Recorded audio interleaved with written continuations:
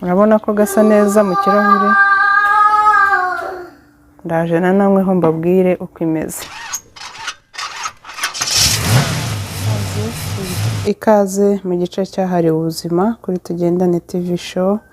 Uyu munsi nanone turi mu gikoni, nkaba ngiye kubereka uburyo ushobora gukoramo icyo kunywa cyangwa se ikinyobwa cyangwa se ji ishobora kugufasha cyane cyane mu kugabanya mu nda cyangwa se kugabanya umubyimba w'inda, ariko bikanagufasha muri rusange kugabanya ibiro, ari nabyo bigufasha kwirinda indwara nyinshi kandi zitandukanye zituruka ku mubyibuho ukabije. Cyangwa se uyu munsi rero ikinyobwa tugiye gukora gikoze muri poivro, kokombure, tangawizi, indimu hamwe na pome y'icyatsi.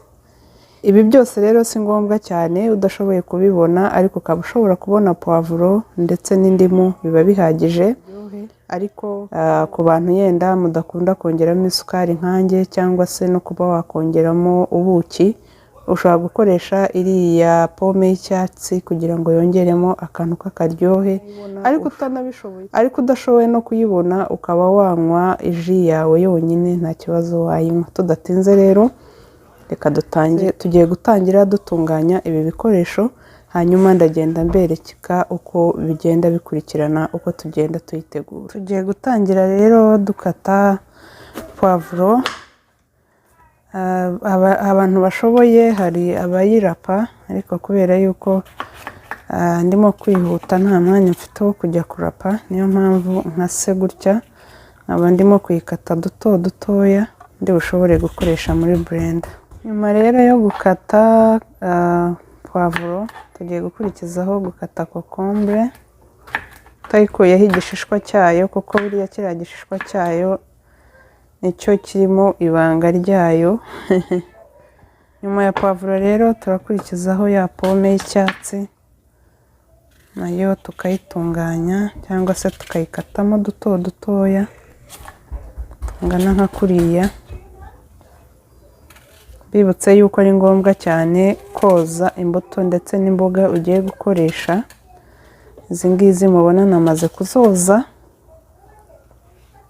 kugira ngo nyine ushobore kwirinda indwara ziterwa n'umwanda, cyane cyane ko izi mbuto cyangwa se n'imboga uba utazi ahantu abantu bazikozeho. Nyine mu isoko aho tuba twaziguze haba ntabwo wakwizera neza isuku yaho.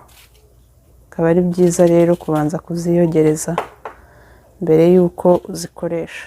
Hanyuma rero maze gukata pome, ndakurikizaho tangawizi, nayo ni ukugenda uyikatamo dutoya kuriya.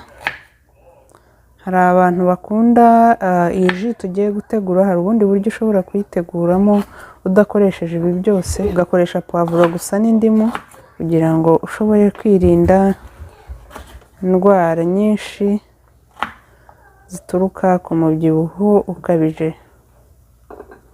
Hanyuma indimu ndaza kubereka uko turi buyikoreshe nyuma tumaze gutegura ibi ngibi bindi. Ibikoresho byacu rero tumaze kubitunganya, ni kuriya bimeze. Hanyuma ikigiye gukurikiraho ngiye kubishyira muri blender, hanyuma ndabereka.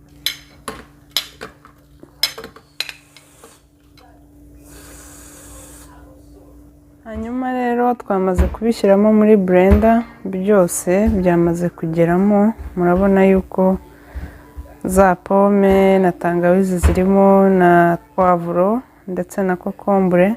Hanyuma ikigiye ndashyiramo amazi, ikirahure kingana kuriya.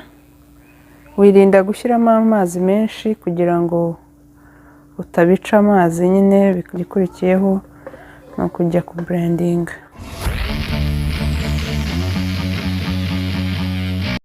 Tuvuye ku blending rero ni kuriya bisa, ni kuriya bimeze. Hanyuma ikigiye gukurikiraho tugiye kuyungurura kugira ngo tubone juice. Hari abantu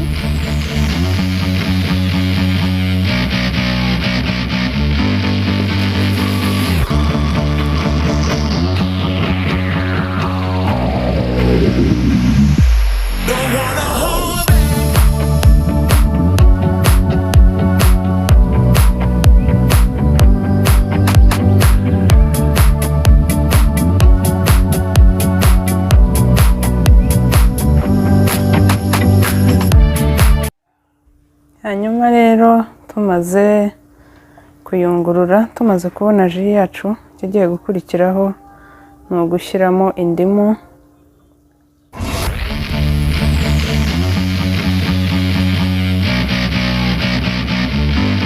Iyi ji rero yo umwihariko wayo ni uko itagetinga inda cyangwa se ikora ku nda cyane, kubera yuko icyo ikora iyo umaze kuyinywa iragenda ikoza mu nda igakuramo ya myanda yose iba imazemo iminsi, ariyo ituma nyine umuntu anabyibuha n'ahandi hose, ariko yo iragenda ikakoza mu nda, hanyuma ukaba washobora gutakaza ibiro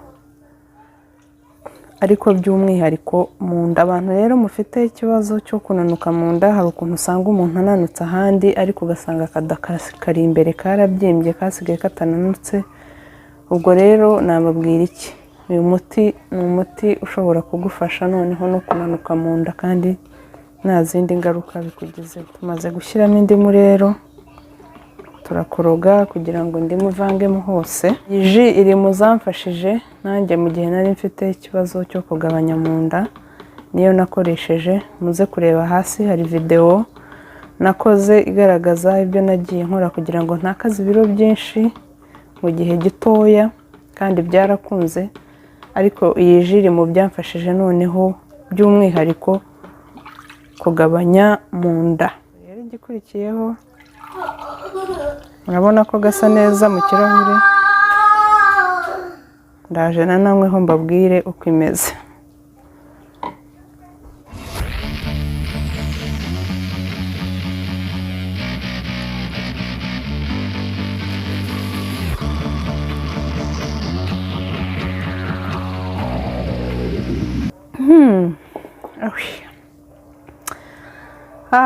Iyi ji rero iraryoshye, byaba byiza uyifashe cyane cyane buri joro nyuma yo kurya, ugiye kuryama ugafata akarahure kangana gutya cyangwa se n'akaruta n'akisumbuyeho kuri iyi ngiyi. Nabibonye yuko kuyikora bitagoye, icyangombwa ni ukuba ufite biriya bikoresho. By'umwihariko ni byiza kuyifata ariko unareba n'ibindi urya, kuko ntacyo byakumarira ufashe iyi ji gusa ariko utareba ibindi bintu urya, kugira ngo bitagutera n'ubundi umubyibuho cyangwa se utaba urimo kuruhira ubusa. Muzayikore rero namwe mutubwire uko byagenze, ariko ndababwiza ukuri uyu ni umuti ukomeye cyane, by'umwihariko ku bantu mufite ikibazo cyo kugabanya mu nda. Mwakoze cyane no kubana natwe uyu munsi, naho ubutaha Imana ibarinde.